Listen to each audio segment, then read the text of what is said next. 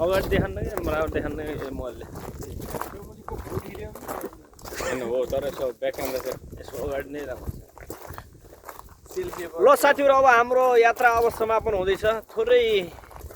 minute मात्रै बाँकी छ अब हाम्रो 1.5 घण्टाको यो पोखरी परिक्रमाको कार्यक्रम हाम्रो समापन भएर हामी अब गन्तव्य स्थानतिर लाग्दैछौँ प्रस्थान गर्दैछौँ आजको सन्डेको हाम्रो यात्रा एकदम रमाइलो भयो हाम्रो टेकेन्द्र दाइ पछाडि उहाँ भ्लकर पछाडि हुनुहुन्छ क्रोएसिया हामी छौँ अहिले हाम्रो युरोप क्रोएसियाको के भन्छ भाइ यो पोखरीलाई पेत्निया लेकमा हामी अहिले अवलोकन कार्यक्रम हाम्रो जारी छ यहाँ हाम्रो माछा मार्ने साथीहरू पनि धेरै हुनुहुन्छ माछा मारिरहनु भएको छ पैदल बाटो पनि हेर्नुहोस् एकदम ग्राभेल विकसित देश भनेको विकसित देश हजुर पैदल यात्री हिँड्ने बाटोमा यस्तै ग्राभेल गरेर तारबार लगाएर हेर्नुहोस् यस्तो छ हाम्रो यसरी तारबार गरिएको छ यहाँ तलाउ यस्तो छ योलाई भन्छ पेत्निया ताल पेत्निया लेक भनेर चिन्ने गरिन्छ तपाईहरुले सर्च गरेर मोबाइलमा पनि गुगलमा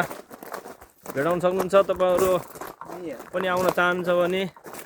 यो पेत्निया लेक भनेर सर्च गरेर तपाईहरु पनि यहाँको अवलोकन गर्न सक्नुहुन्छ गाइजहरु धेरै थाकियो आज आफ्नै नेपालको वन जंगलमा घाँस दाउरा गर्न ग्वाला जान बेलाको याद आइरहेको छ अहिले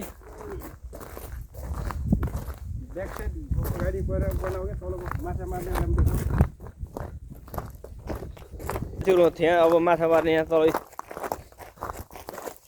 माछा मारिरहेका छन् हाम्रा क्रोसियन साथीहरूले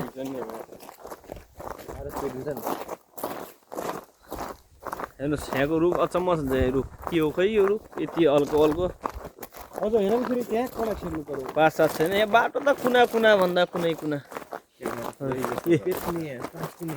यहाँ काली पनि छ क्या कराउँछ यहाँ माछा पाइँदैन फेरि ओह्रालो रहेछ बाटो पनि है बाटो ओह्रालो यहाँ सिस्नो पनि पाउँदो रहेछ क्या नेपालको सिस्नो है घुमेर फेरि पारि जानु पर्यो सिस्नो अर्गानिक तरकारी हाम्रो नेपालको अर्गानिक तरकारी सिस्नो पनि पाउँछ यहाँ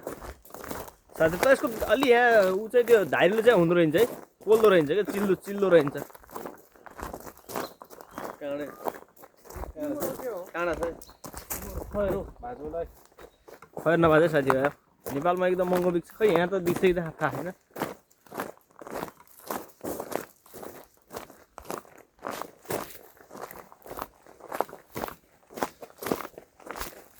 यो रुख किन कामिरह जाडो क्रोएसियाको रुख यस्तै काम छ जाति यो जाडोमा राखे यस्तो लाग्यो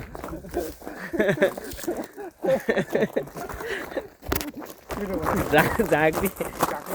तपाईँहरूलाई के लागु छ भने आउन सक्नुहुन्छ तपाईँ यहाँ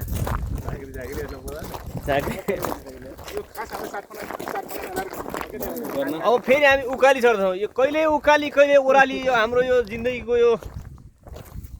के भन्छ यो यात्रा नसकिने भयो यो पैसाले मान्छेलाई खै हामी यो कहाँ पुर्याउँछ है तर यो पेट्निया ताललाई चाहिँ 7 फन्का घुमाएपछि आफ्नो गोरा कट्छ भन्ने कुरा पनि आयो सुन्यो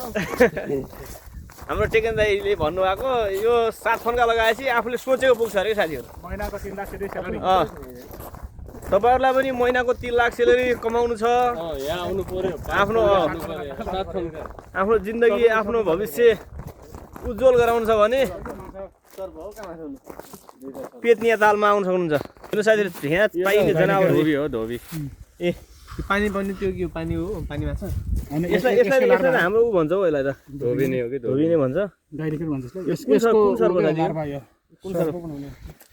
सर्प अलि यहाँ डेन्जर पनि सर्प पनि पाउँदो रहेछ अलिक ख्याल गर्नु होला सजग भएर हिँड्नु होला एकदम विषालु सर्प पनि पाउँदो रहेछ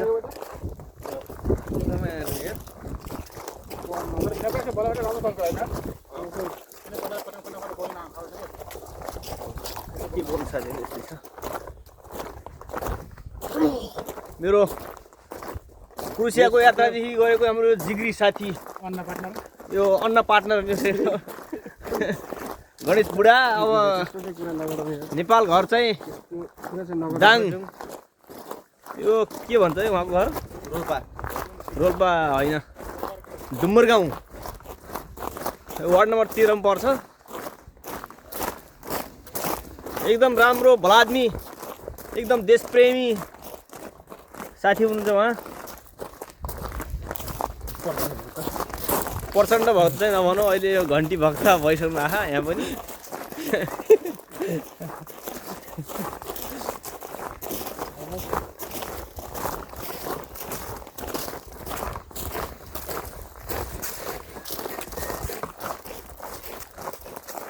निकै रमाइलो यात्रा भयो साथी हाम्रो सधैँभरि यसरी नै हाम्रो यात्रा जसरी हाम्रो भेट भएको थियो त्यसरी नै हाम्रो खुसीका दिनहरू पनि बितिरहेको छ यसरी नै सधैँ यो हाम्रो सम्बन्ध टिकिरहोस् हाम्रो ल के भन्न चाहनुहुन्छ गणेश दाइ तपाईँ आजको विषयमा के भन्न चाहनुहुन्छ आजको यात्रा कस्तो भयो तपाईँको आजको यात्रा एकदम राम्रो भयो हजुर हामी दामी भयो छ एकदम घुमिरहेछौँ हामी होइन एकदम रमाइलो भइरहेछ एकदम यो पेत्निया ताल एकदम राम्रो रहेछ है यो एकदम राम्रो रहेछ यहाँ चाहिँ एकदम यो सार्फन्का लगाएपछि यो भएको सोचेको सब पुरा भइहाल्ने रहेछ यही नै मलाई खुसी लाग्यो हो ठिक हो ठिक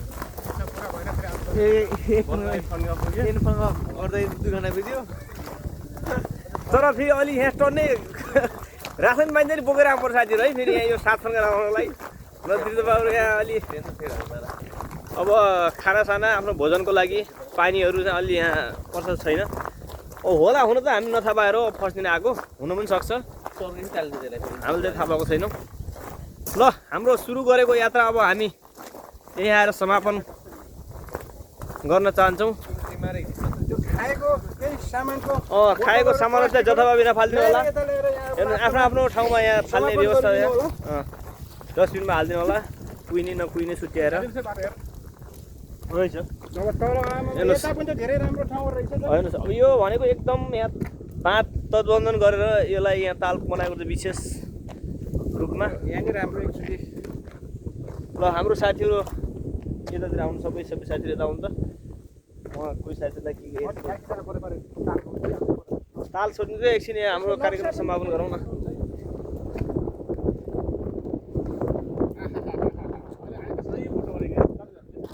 यो अन्त भ्युज भनेको यतातिर अब सबै साथी यसो यता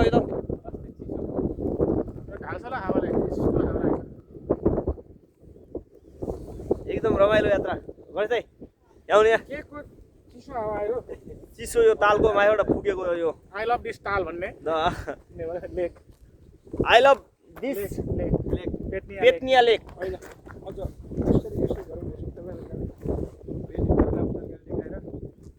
सक्यो होला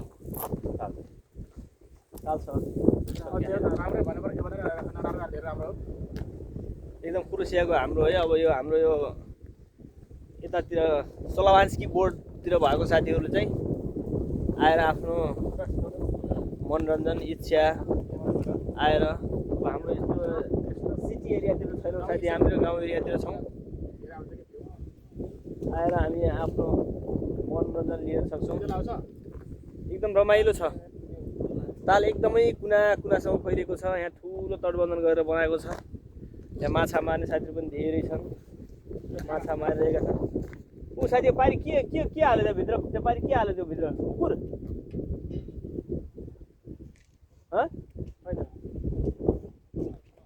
कुकुरलाई भित्र हाल्यो फेरि कुकुरलाई ब्याग फर्काएर देखौ ल साथी अब हामी लाग्यौँ अब फेरि अर्को लाइभमा हामी भेट हुनेछौँ बाई